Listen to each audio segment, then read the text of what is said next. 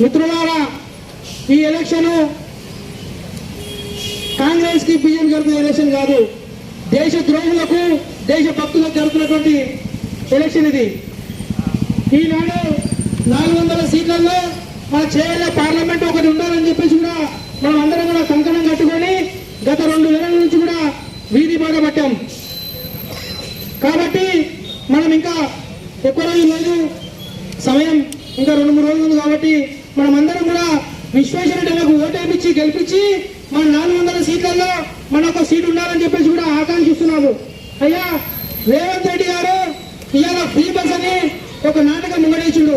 ఇలా మహిళా తల్లులు చూసినట్టయితే మహిళలకు రాష్ట్రంలో ఎక్కడ కూడా ఇజ్జత్ లేనటువంటి పరిస్థితి. ఇంతకుముందు మన అమ్మ అక్కలు కూడా ఏళ్ళ చేయబట్టి బసార్లో కూడా బస్సులు లాపుతుండే. ఇలా ఆడని చేయబెడితే పరిస్థితి లేదు, బసాపే పరిస్థితి లేదు. ఇలా మొగలు చేయబెట్టి ఆపితే బసాయే పరిస్థితి లేదు. కాబట్టి అమ్మ అక్కలందరూ కూడా గుర్తుపెట్టుకోవాలి. ఈ యొక్క రాష్ట్ర ప్రభుత్వానికి బుద్ధి చెప్పే విధంగా మన చేవెళ్ళ పార్లమెంట్ అభ్యర్థి కొండా విశ్వేశ్వరరెడ్డిలకు ఓటేసి అధిక మెజార్టీతో గెలిపించాలని చెప్పేసి కూడా నేను ఈ యొక్క మనవి చేస్తున్నాను. ఇవాళ మిత్రులారా, అనేక సమస్యలు రాష్ట్రంలో చూసినట్టయితే మనము గతంలో కార్పొరేటర్ గెలిచినాం. కార్పొరేటర్ అత్తాపూర్ కార్పొరేటర్ గెలిచినాక ఎంతో అభివృద్ధి చేసుకున్నాం. కానీ మనం ఎమ్మెల్యే గెలుస్తామనుకున్నాం. ఎమ్మెల్యే గెలిచి ఒక్క సమస్య ఉండకపోతుండే, కానీ ఎమ్మెల్యే మనము గెలవలేకపోయినాం, కొద్దిపాటుతో పడిపోయినాం. మనం కూర్చున్నటువంటి రోడ్డు డాంబర్ రోడ్డు ఇక్కడ నుంచి మొదలెట్టుకుని బాబుగట్ట వరకు మన కార్పొరేటర్ గెలిచినాక మన చేతుల మీదనే చేసుకున్నాం.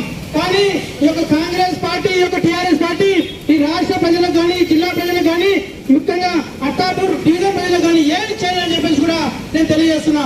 ఈసారి 13వ తారీఖు నాడు మనం అందరం కూడా భారతీయ జనతా పార్టీ అభ్యర్థి కొండా విశ్వేశ్వరరెడ్డి గారికి ఓటేసి అధిక మేరతో గెలిపించి ఈ యొక్క 400 సీట్లలో మన సీటు ఉండాలని చెప్పేసి కూడా ఆకాంక్షిస్తూ నాకు ఈ అవకాశం ఇచ్చినందుకు భారతీయ జనతా పార్టీ అత్తాపూర్ డివిజన్ ప్రతినిధి విజయమ్మ గారికి ధన్యవాదాలు తెలియజేస్తున్నా. భారత్ మాతాకి